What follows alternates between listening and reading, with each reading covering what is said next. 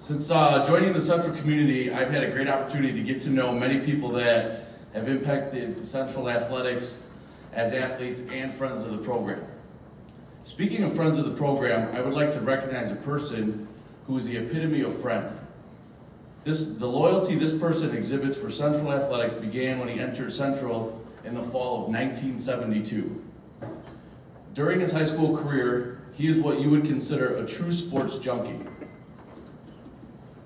For those who went to school with him, remember the days when he would announce games, then he would write stories about those games, and oh yeah, we can't forget sweeping the gym floors, getting the gym ready for those games. He may have graduated in '75, but he has never left the Central community. For the past 39 years, he keeps coming back to cover Central athletics, both as a spectator and a sports writer. He's been probably the most fortunate individual to cover all of Central's historical highs as well as their lows. At this time, I would like to introduce our first inductee into the Central High School Hall of Fame, class of 2014, John Radtke, friend of the program.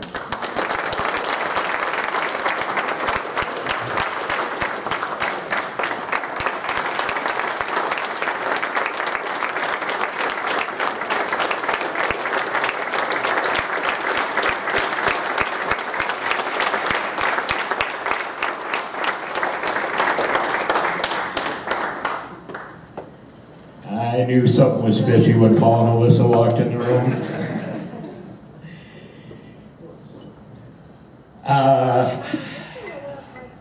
I'm not real sure what to say. Thank you. Let's start with that. I think it was Dwayne said to me earlier, have you got your speeches all written? And I said, I just wing it like I always do. But I don't really know how to wing this one.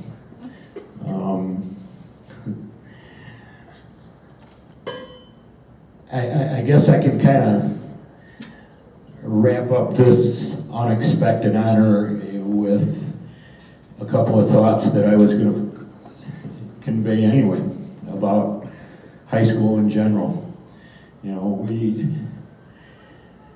if you deal with kids today, whether it's your own kids or your nieces or nephews or your neighbors or whatever the case may be, one thing I always try to tell the kids I deal with today is savor your high school years, because when you get older, it's one thing that you will never, ever forget. High school memories are memories that will last a lifetime.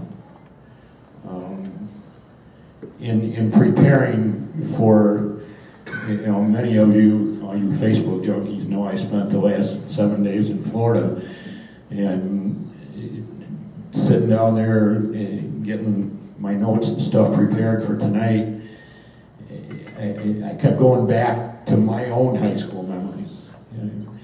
My memories of when Coach Strand came to Central. And I was telling Coach Strand earlier that I'll never forget the day that Owen Johnson and I were standing outside of Henry Wilkins' classroom when Lloyd Weinberger announced to us that he was leaving as our football coach, and we were freaking out. We were juniors going into our senior year, and you know, Owen was our top running back coming back, and we thought we'd have a pretty good team in the fall of '74. And Coach Weinberger was leaving us, and we were freaking out. What's going to happen to us? Who are we going to get? And we ended up with Coach Strand. I think we did okay. But